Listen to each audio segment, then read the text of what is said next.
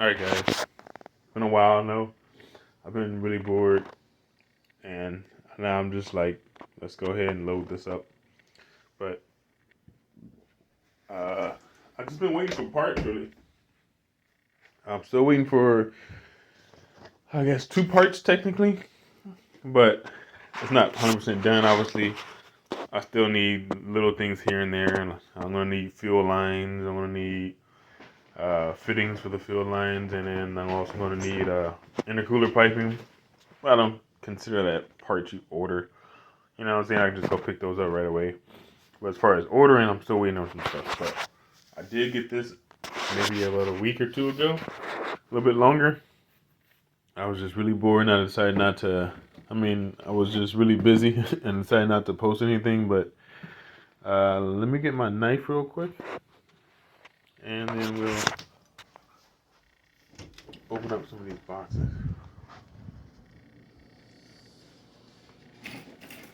Oh, the good old Milwaukee. Funny story, this is actually not my knife. Well, it's my knife now, but I got that knife when I was doing private security for one of these huge mansion parties, and I told the guy, hey, you can't bring your knife in. Actually, I told both guys, you can't bring your knife in, no weapons, and they left them. I guess they got too drunk, and they left the party, and then, like, I think that was when we did the party. They were doing a party till maybe 11 o'clock in the morning. So from 8 o'clock, 9 o'clock the day before until 11 o'clock the next morning. Everybody was still kind of, filtering out. There was still a good amount of people there, but we were done. We had been there over 12 hours, so we were done. But he left his knife there. I went to get something I left over in the corner. I think someone's alcohol bottle. They couldn't bring alcohol into the party. And that was there. So I was like, hey, well, I just procured me a new knife. Anyways, let's get back to this. This is going to be my radium fill filter. Yeah, I just want to see what it looks like. Obviously, it's a fill filter. Nothing really crazy. No one really cares about seeing, but I want to see it, so you guys are going to see it for the first time with me. Let me try to get you set up here. Ooh. Try to get you set up in there. Can you see that? I think you can. So this is a big boy. This is a dash 10. I will be running dash 10 lines. It's radium, so of course it looks pretty damn good.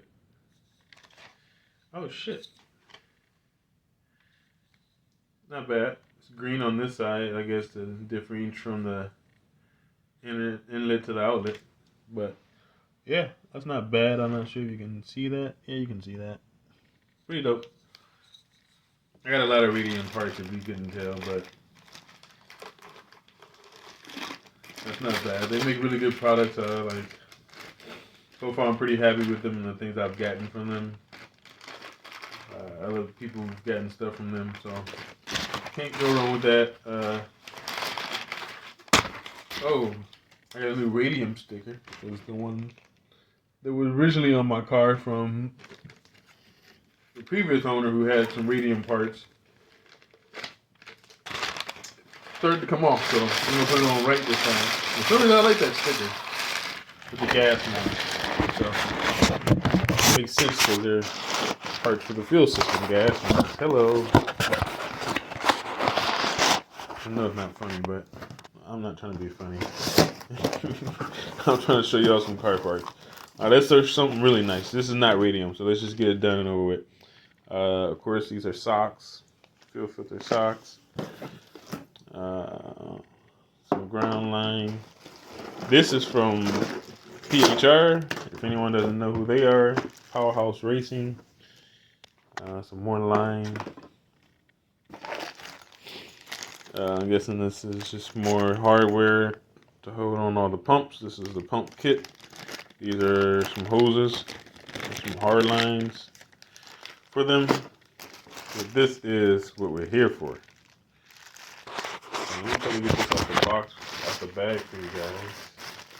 Out the box, out the bag. This is going to be my triple pump hanger from Powerhouse. We can get this thing focused in.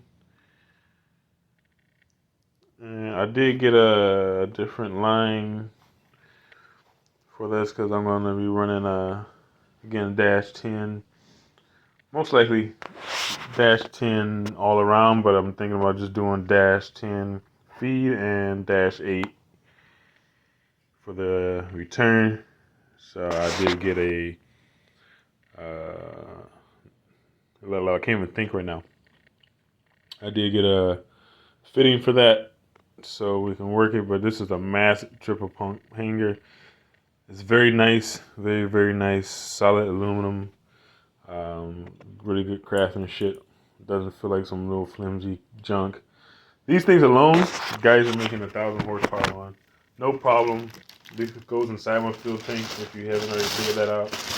But because I'm going to be running a decent amount of power, and I talked to someone who said you want to make sure that you have enough fuel on those pumps at all times due to the kind of pumps I'm running, which I will show you guys here in a few seconds. You don't want to run those things dry, not even the least bit in the amount of power I'm going for. You'll be running quite a bit of G-forces. These are going to be the fittings. Not bad. This should be the -8. Put that back up real quick. You know, my son likes to play with stuff, so he gets his hands on any of these parts and they go missing. I'll be screwed. So I won't know they're missing or where they're at. Oh wait, I have to put the lines back in. Talk about him misplacing stuff. I don't want to be the one who misplaces it. All right, there we go. By the way, shout out to Real Street, and Zach, salesman at Real Street, for getting all this stuff for me. Nice. What is this here? This is my fuel level switch plus diagnostic. Let's open that up real quick. Let me get you guys so you can see what I'm doing. Working with the cell phone right now, so it's not really just a mount anywhere. So we're gonna do it. We're so excited to film this stuff that I didn't think about putting this somewhere nice. Some more radium stuff, because radium, and they love their stickers. Some more hardware. This is most likely going to go into the actual part that I'm going to be showing you. That's all there is to it. Oh wow. So let's see what this is about. Oh, okay. Okay, I get it now. I'll probably have to run a little bit more lines so I can get this up inside the car. They gave me a little bit, but I don't think it's going to quite reach. But as long as I get the same gauge and follow everything properly, I'll probably run a decent amount of line. This is just going to be like an LED. I'm mounted somewhere on the dashboard probably, where I can see it. Won't be that big of a hole that needs to be done, so won't be a big deal. This stuff is going to go to what I'm going to show you here shortly. This is basically just a diagnostic to let me know if I'm running into any problems that I need to be aware of with the part that I'm about to show you guys here in a few minutes. That way I can go and check it, because otherwise there's no way to know until something happens. And you don't want that to happen. At least I don't, because I spent quite a bit of money on, damn it, there I go again. Spent quite a bit of money on all these parts, which are really going to get a video up on YouTube about the build, what I've gone through to get the build where it's at, how much I've spent on this build, just so if anyone ever is curious about what it takes to get a car to the level I'm trying to go to, you'll at least be aware that it's not cheap if you want to do it right. I mean, you can cheap out if you want to. But yeah, this is the rest of the hardware for this next piece, or all the hardware. So that fuel level switch is for this, which wasn't as big as I was originally worried about, because I had to go in my trunk and I was worried about it would have to be space, but it's not as big as I thought. This is, let me get this in some light. This is what I'm excited about. This is my radium surge tank. I don't want to really pull it out, but yeah, we'll do it for you guys. Say hello to my tires. Been sitting here, getting no love. Those are my drag radios from Toyo. So anybody want that smoke, you know I'm gonna grip. So yeah, radium. This is gonna be my, again. Oh look, you put your level switch right there.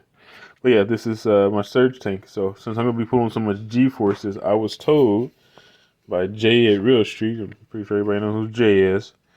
I'm gonna be pulling enough G-forces with the power I'm going for that I'm gonna slosh around the fuel inside of my stock tank. So even with getting a triple pump hanger, which is not something that's always been available to people with a GS300 or IS300, because they make the triple pump for IS and GS now. It was more the super guys who got all the good stuff. And for our tank setup, so now that they have it, even though you can make the power now with an stock in-tank fuel setup, it's still going to slosh around, whether you're drifting or not.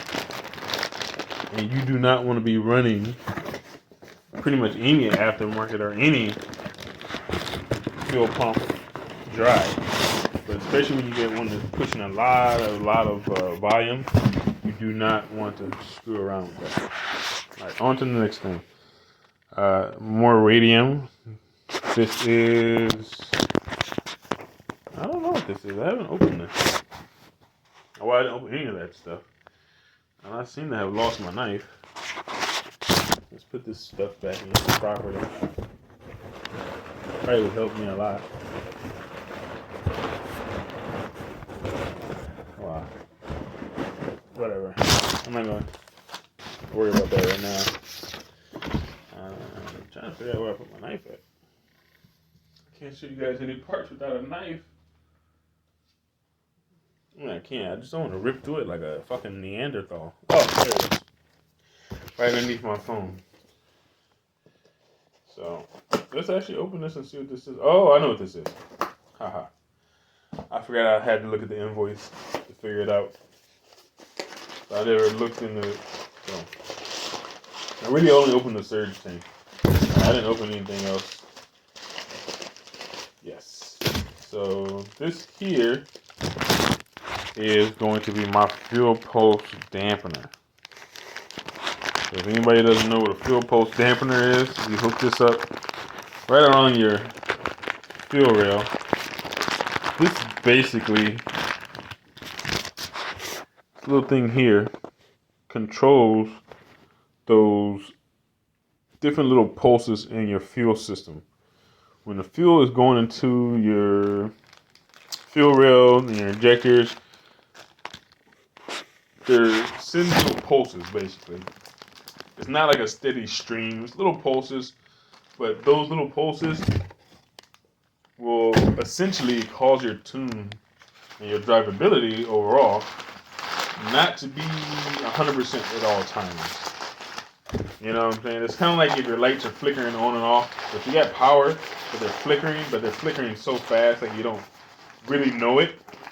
But like at certain instances when you're drawing or demanding to draw a lot of power, that's when you start to have that issue. Or when you're really down low, for instance, when it comes to fuel and you're driving around, it's gonna cause your tune to be off. It just makes tuning the car so much better. I'm not exactly technical in explanation for this, but it just essentially makes your tune more reliable and more daily drivable, just more on point. You can have the best ECU possible, you can have the best ignition system possible, and you're still going to have issues with your tune when you're demanding a lot of fuel. So you want a street car, and you wanted to make a decent amount of power like me, and you want it to be reliable as far as just daily drivable and no issues. You want to get a really nice injection system. You don't want to go too big, and you also want to get a fuel pulse dampener. And I'm telling you, get your ignition system right.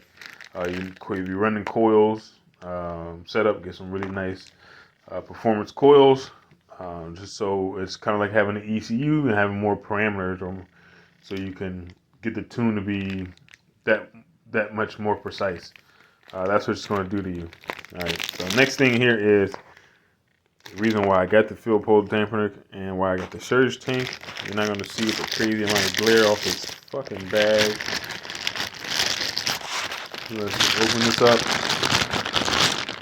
Ooh, a little purple cap.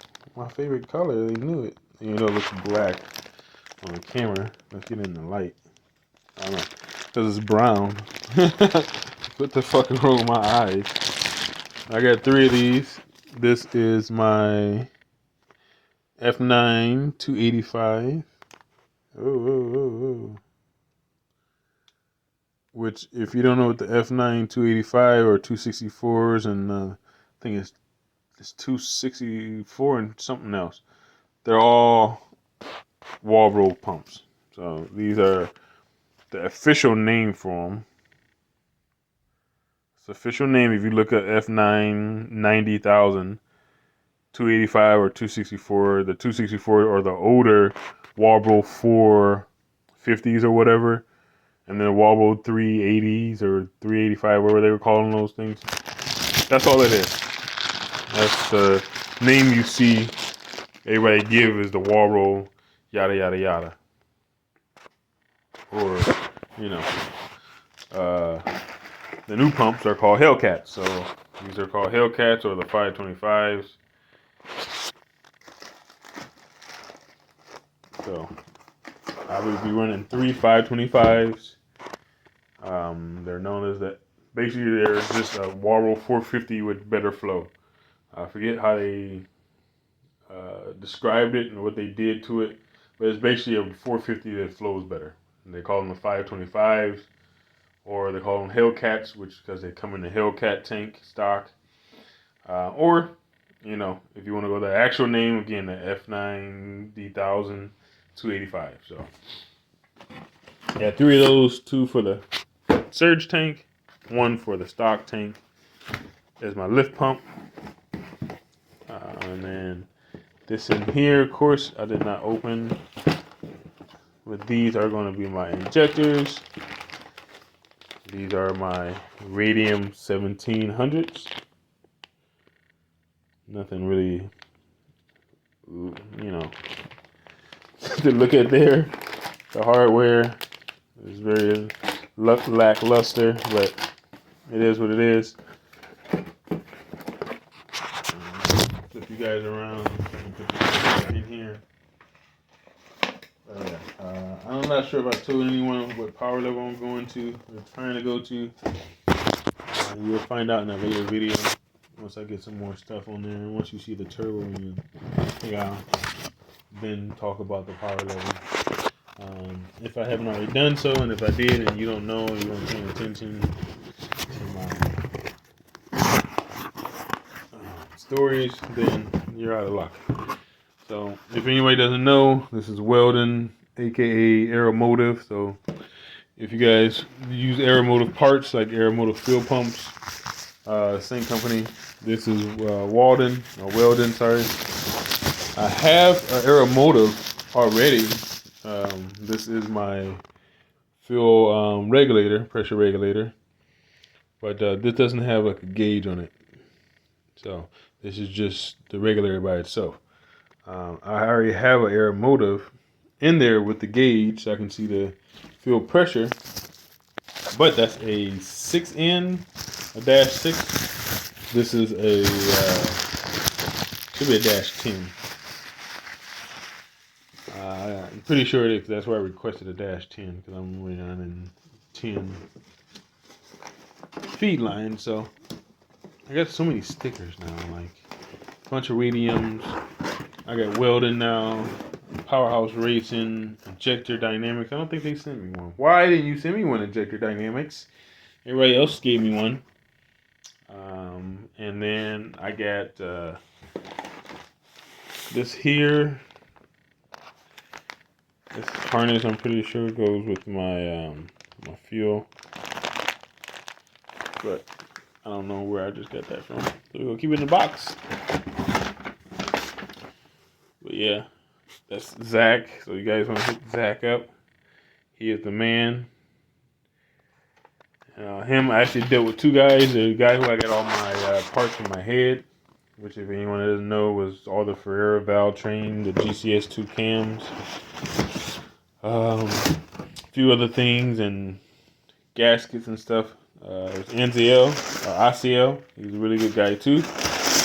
He did a lot for me to get that going. And I took it to the head shop, which while we're talking about the head shop, I will let you guys know about them in a minute. These are going to be the fittings, the 14 millimeter fittings, radium for the injector dynamic. You already know what you're doing or have done this before, then you know exactly what those are for. So if you don't, I'm going to open this up for you because I haven't seen this. I just opened it to see what was in the box. And I gathered from the paper what it was, but this is my radium fuel rail. Ooh, radium. It's inside some type of sleeve. Let's see if I peel it back a little bit and show you guys the video. New little toy. Oh, nice. So yeah, this is my radium fuel rail. This 14 millimeters will go there so they can accept my injectors. And that'll be that. Yeah, so the original shop I sent my head to was supposed to do a 3-angle valve job, and they were supposed to do just an install of the head parts, the valve train, and that was it. You know what I'm saying? Of course, clean it up because the machine doesn't need to clean it. But that was pretty much all they were supposed to do, but they somehow messed that up. Even only so much, and they messed that up. So I took my Glock to a different shop just because that shop that I took the head to could not do what I needed on the bottom end. For more power, I was also recommended by Jay to go to the main caps. And I was already going to do the head studs and stuff like that, but he said, hey, go to build the main caps. You see a lot of the crank, play when you're pushing that much power. So I said, okay, let's go ahead and do that, which meant if you do any type of work to your main caps, you need to go ahead and then have your block taken in so you can get a line bore done. That line bore will basically mate properly your, basically it's going to square everything up. So the crank itself, where it sits, is going to square everything up with the main caps, because your normal main caps are bored to fit that. That way your crank spins evenly, doesn't cause any damage. So putting a new piece on there means everything now has to be square with each other. It's like putting pistons in a cylinder. You need to make sure you get the right size pistons, or you're going to either have it too tight or you're going to too loose. Same concept. So it needs to make sure everything's matching up properly. So with that being said, I had to send it to a different shop, and I had already kind of talked to them and set up to get that head work done by them. And me being who I am, I didn't think it would be okay to say, hey, never mind, I'm going to just send all this work to another shop and do it all there. Thanks for your help and all your time. Which, to elaborate a little bit more, the shop that did my head work actually told me a few shops that did line boards that I called, gave me their numbers and everything. So not only did they go out their way giving me help on finding a shop to do the work, even though they're not profiting off of it, they potentially ran the risk of me taking all my work to them. And they did it anyways. They didn't have to tell me that. They didn't have to give me phone numbers and do all that stuff. I was like, you know what? just because that was a very stand-up thing to do in my eyes, I decided to keep the head with them, let them do the work, give them the money for that. Sorry, my phone died, so finish this off real quick so it doesn't get too long. So I just wanted to show them respect for their work. You know what I'm saying? Like, a lot of shops won't give you phone numbers. They won't tell you who you can go to. You know what I'm saying? So the fact that they not only gave me some recommendations of who I can go to, they even gave me their phone numbers. You know? So I thought that was just really, again, an upstanding thing to do as a shop where you can potentially lose some business. And right now, with everything going on, a lot of people need as much business as they can get. So, you know what I'm saying? The fact that they went ahead and said, hey, yeah, you can go to these guys to get this and this done, I found it to be really, really upstanding. So I was like, you know what? Let's go ahead and make sure we stick with them and give them that work for their head and not screw them over. Not really screw them over, but let's not take work from them, you know, to be convenient for yourself. I don't believe in inconveniencing other people for your own convenience. That's one of the things I really, really hate. It's like a pet peeve of mine. But, you know, I don't believe in that. So they had an inconvenience of telling me stuff when they can be on the phone with another customer bringing them work and bringing money into their shop. But they were telling me where to go to get other work done to my engine that they didn't even do, with the potential of losing the work that they do and me taking everything all to that shop. Long story short is that I took it to the shop. They did the work for my block. I, had to wait a little while till I can get it into them. But once I got the head done, basically the guy had the availability, and it was only maybe a month, 2 months, almost, not even, that the head was in there. They were running through some issues with employees, so understandable. They were short-staffed it, but they got the head back. Around that time, I was ready to take the block to the shop. He had his availability, kind of just worked out that way. And we talked, and he kind of gave me that face when I told him who I took the head to. So I had already had my doubts because it was my first time taking any work to a machine shop. I don't normally take any work to a machine shop. So it had been maybe one or two shops that people told me to go to that they recommended. They're very reputable. A lot of people use in the community. A lot of people use in this part of the state. And, you know, not just anybody, but big name guys too. So it was like, all right, I want to go to them, but they had like 6 months wait. So that's the reason why I ended up even going to two other shops and separate shops in general. But I took it to this other shop. He kind of heard of them before. Clearly heard some bad things, but him being a professional, he didn't say anything. He like that. He just kind of gave me that, and left it at that instead of bad mouthing it. So that made it a little bit even heavier on my mind that this man didn't talk shit about these people, but he gave me that warning and left it at that and didn't say any more, which means you're not just saying it just to say it. The work is already done, so it's not like you can take it from them. So it wasn't one of those type of things, and I had already been, again, skeptical because my first time taking my head or any parts of my engine to a machine shop, especially one I didn't know of or no one I knew of, just went off the reviews. And actually, I'm sorry, I take that back. My buddy had his Ford G63 done there. So he actually recommended it. His father takes all his work there. So it's actually one person I knew, and I know his father too. I actually knew his father, and his father is why I know him. But anyways, so that's why I took it there. I take that back. But I've never heard of them, and no one else I knew heard of them. So they weren't as big as some of these other shops. Hence why they didn't have a 6 month lead time. But just thinking about that, I was like, you know what? I need to get that work checked. I really do. I don't want to put this on my engine. And I just kept letting it go because I was waiting for other parts and doing other things. In that time, I was thinking about my cams, and I don't know why I just kept thinking about them. I'm like, man, this just seems too good to be true that they're just going to be bolt-in cams. I know they're supposed to be, but I was just like, I don't know, felt wrong. I'm kind of skeptical like that if you can't tell.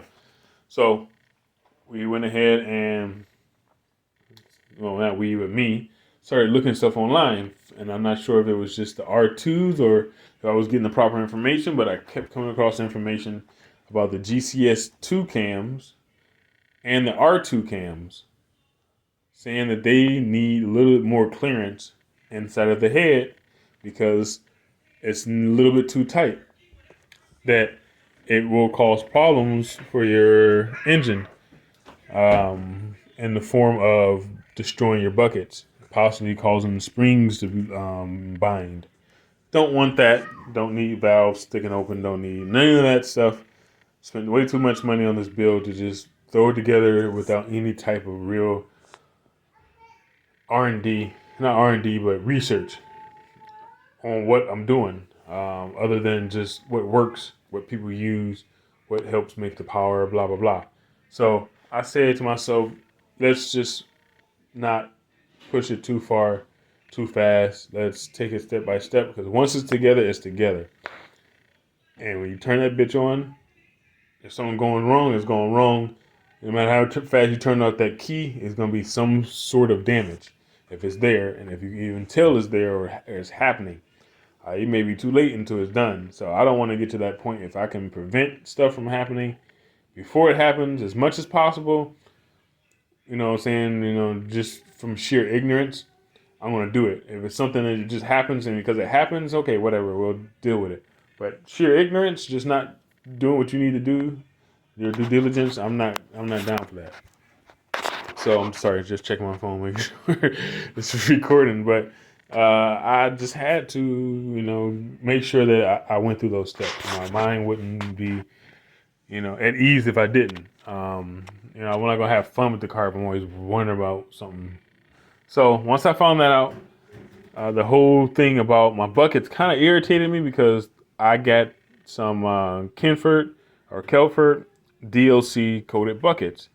So I can't remember what DLC means at the top of my head exactly, but it makes it basically a very, very smooth surface. Those are supposed to fix that issue for two things. One, the cams are made out of a different material. So they were saying that the cams being steel cams, compared to like say BC, which are aluminum forged, if I'm saying, or billet cams, billet aluminum, they don't cause the same wear on your buckets. They're not as such a hard metal. So they don't cause wear on your buckets, causing them to prematurely be destroyed or, wear down, which was, one of the issues they said the reason why people's buckets were being destroyed. A lot of people say that in the community for Toyota, Lexus, and Subaru, which is why I decided to really look at this, because if it's going wrong in not only one type of engine but multiple types of engine for the same cam, there might be something else going on other than just the bucket material. Everybody's having that issue. It's not the fucking cam or the bucket material. Just don't make no sense. So I ran across a YouTube video from a really, really good head shop called Head Games up in New Jersey. They had a lot of posters of Grenache Racing, if you ever heard of Grenache Racing, the orange and black Supra 6-speed. I got a lot of my driveline parts from him.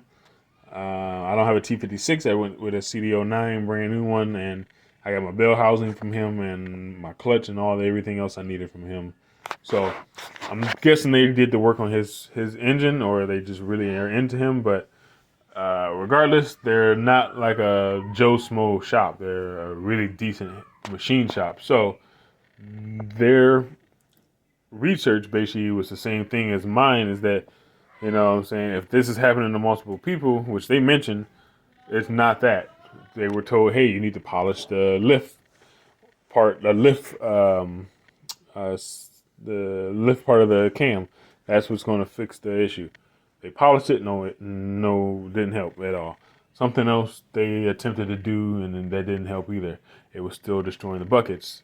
They decided to give a little bit more clearance in the inner part of the head, right where you get to the point. The lift lobe is really close to the side of the interior of the head. It may be really tight, but it's still not touching. The problem is if you over rev, or for any reason it's jolting, it's going to touch. It's not. Oh, the other issue was oil clearance, and the oil. So you had to use a different oil type, different oil viscosity, and then there wasn't the oil either. It wasn't a problem of like it not having enough oil in between the lobes and the buckets. It was just the fact that it was a little too tight. So when you over rev, it digs into the buckets, and no matter what you did, no matter what buckets you were using, it's not going to fix it. After they did the clearance, they found that they did no longer have that issue. So you essentially could use your stock buckets or some other type of aftermarket buckets if you didn't want to do DLC coated, and you would be fine. So I was a little irritated, like, damn, I bought these buckets for no reason. But everybody recommends those buckets. People were mad at Kelfer thinking that they just threw some stuff out there with no real research and got everybody to buy them to fix a problem everybody was having. And it was just to make money. And it wasn't them. It wasn't them. They didn't do anything wrong. GSC2 didn't do anything wrong. GSC didn't do anything wrong. And the machine shops are not like ignorant. They weren't doing anything wrong. People just did not know. They were dropping cams, and they had enough clearance not to touch. Anybody would say go ahead. So that's what we were doing, and they were finding out different, but they couldn't figure out why that was happening. Someone decided to really do a little bit more thorough research into it, and they found out it needs some clearance. So I decided, hey, this is two birds with one stone. I need to go ahead and make sure I keep that from happening to me. It's not everybody, but I know me. It'll happen. If it can happen, it can happen. It's going to happen to me. So I took it in for more clearance. I didn't want to obviously take it back to that shop, the shop that did my block. I had one little gripe with, but not really. Just because, you know what I'm saying, I didn't ask, and I know it didn't do it just to do it. So I know it was a reason why it happened, but I was like, you know what, let me just try to find use one of these other two shops that I know are really good. So I went ahead and took it to this head shop where my head is currently at. And thank you that, you know, I have such a good gut feeling. And 80%, 75% of the time I go with it. And this is one of those 75%, because not only did I prevent myself from just having any issues with the cams and the buckets by just saying go ahead and get it done and don't, you know, be lazy about it. You can have extra clearance and not cause any issues. And if it doesn't, you know what I'm saying, if it really didn't help prevent anything and it just doesn't happen and you just got it done for no reason, whatever. But if it was a chance that it could happen, be glad that you got it done. So whatever. But the main reason why I took that in, the reason why I really think that I was even thinking about that and came across that information is because when I took my head in to have it checked, along with getting that clearance done, they found that the original shop that did my head work just like ate through one of my valve seats. So one of the valve seats was just like trashed. So what I had to do is, they had to do is, they have to cut out that valve seat, weld in a new valve seat, and remachine the valve angles, which is supposed to be a 3-angle valve job, which they did it with stones, and not like the old school way, the only way for ages until CNC machines came out that can do it. But doesn't mean it was gonna be good, but it wasn't that great. And obviously they destroyed one of my valves, so my valve seats. So they went ahead and they're gonna take care of all that stuff for me at this new shop. So it'll be perfect. They have a CNC machine, so the valve job is gonna be monstrous. It's gonna be far better than any stone job can ever get done. Be way more precise. Every single valve seat is going to be exactly the same down to the 10th. It won't be any nonsense going on now. This head is going to fucking flow. Basically be like a 5-angle job, you know. So it's going to be really nice. Also, what they found out is in my oil passages, the machine shop that previously had the head didn't clean the head properly, because if they did, they would have known that it is a plug on the end of your block. On the end of your head, for at least GTE heads, that is filled in. just like some blocks are filled in, and even Jay-Z's, where you can basically relieve the passages and have it go out into the atmosphere. Well, it's blocked in, just like on your water passages in your block on a GTE or a GE or on some other blocks that are out there. You don't have that freeze plug, essentially, that you can unscrew and screw in. On the head, it's the same thing. It's just a piece that's welded in. So they're going to have to cut that out if you want to properly clean it. So you can then vacate everything out of the oil passages. They didn't do that. And because they didn't do that, it was a bunch of glass. So they used some type of glass, kind of like essentially sandblast and paint off. It's kind of the same way to get everything out, but it's glass. And they left a bunch of it in my oil valleys. My oil passages. So if I would have ran that head, had I not come across the information needing to get a little bit more clearance from my cams, I would have ran that head. All that stuff would have went through with my oil into my bottom end, through my oil pump, my bearings, and I would have needed all new bearings, probably some surface work done, which runs into the reason why I didn't want to use the other shop that did the block, because that block would have been done. Would have been no more rebuilding that block. It is no more rebuilding that block. It's on its last rebuild. I don't have enough deck height to do any more rebuilding. And I don't really want to go into the cylinders anymore or anything else, because then that means I'll have to change the bearing sizes. I don't have to change the piston sizes. It's just like, why? Or one shop not doing something properly. Something very small. Like it didn't take that much to drill that out, put in the screw-in plug, which is going to be done at this new shop. That way you can get all of the material that you use for cleaning and allow the passages to be completely vacated. And they didn't do that. So along with not doing the valve job right, destroying one of my valve seats, and then the cleaning, they also didn't really do that good on the deck of the head. So thankfully, I probably would have had some issues with my head trying to lift, or just not getting a good seal on my head gasket. So they would have caused me a lot of problems. Wasted money on parts that I can't reuse, like a gasket, or torque the yield bolts or my head bolts that I paid for. ARP 625 plus is not just some standard bolts from ARP or stock head bolts. So, you know what I'm saying? Just wasting my money, no matter what they were. They would have wasted them. And I would have had to purchase all those parts again, to wait for the machine shop to go back through my engine. And, you know what I'm saying? And just no telling what else would have been messed up, including my oil pump, which is brand new. So I would have been highly, highly upset. Not really upset, because now I have a proper valve job getting done. Everything's going to be done like it should be, valves adjusted properly. I won't have any worries this time going in. Everything else was cool, though. What I was concerned about with the springs being the proper size and sitting on the spring perches correctly. They were in spec of 28 mil or lower for the Jay-Z at least. So I'm happy with that. They didn't damage any of my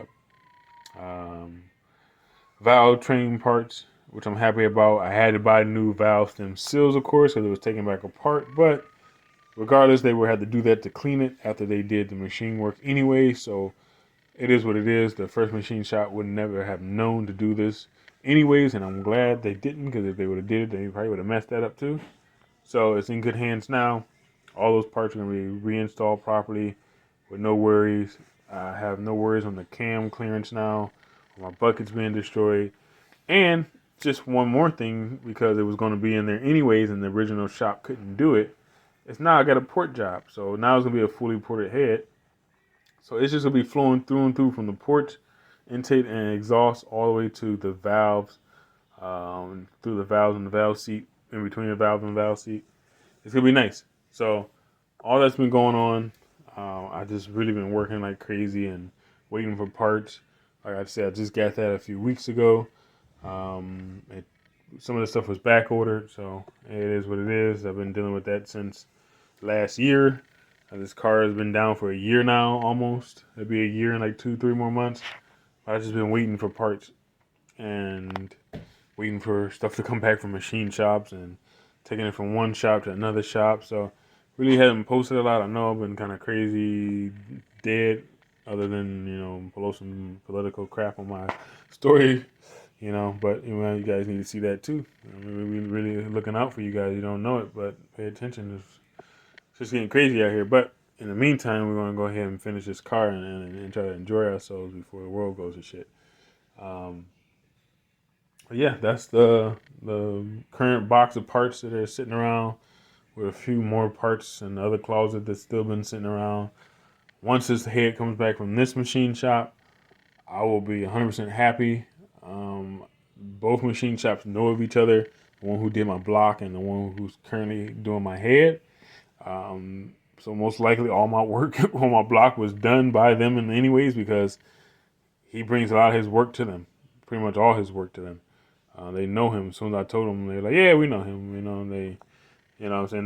They kind of brung it up when I asked them who I took it to, and they knew, and they brung his name up. I didn't even say his name. I just said the shop. So I'm pretty, what I'm saying, not as bothered about the block. I don't really think I need to take it to them to have it checked, but I guess it wouldn't hurt. But we'll see.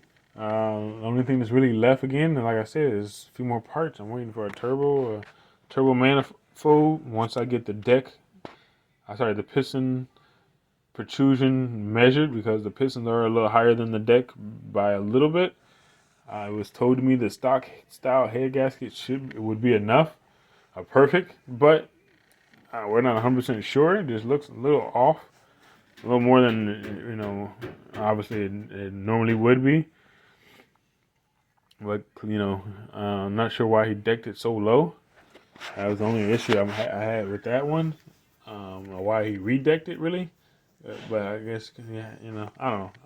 It was already a built motor when I got the car, and it didn't get driven more than 1,200 miles, 2,000 miles. So I don't really think it needed to be decked again. But now it's decked so low that I won't get another rebuild out of that block. That's the only concern I have.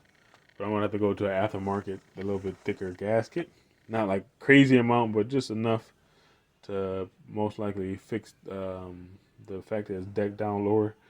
But who knows? Maybe it'll just be like he said, just right, and I can trust him. So once we measure it and we find out that hey, he was right, he was on the money, we can use the stock gasket since I got it already, or I'm gonna just have to buy a new one. That'll be it. Get the car buttoned up. Last thing to be just doing, running lines with the fuel system, getting fittings for that. But we can't do anything until everything's hooked up, so we can map everything out and measure for the length we need. And then go to full intercooler piping, because I got a lot of rubber hoses on there from the original build, and I want all that taken out. Oh yeah, and shout out to Real Street. My boy Zach. I went to buy this shirt, and he just gifted it to me. Appreciate you, Zach. Streetcar. It's on the street, isn't it? Ain't it? Yeah, I can't wait to wear this shirt.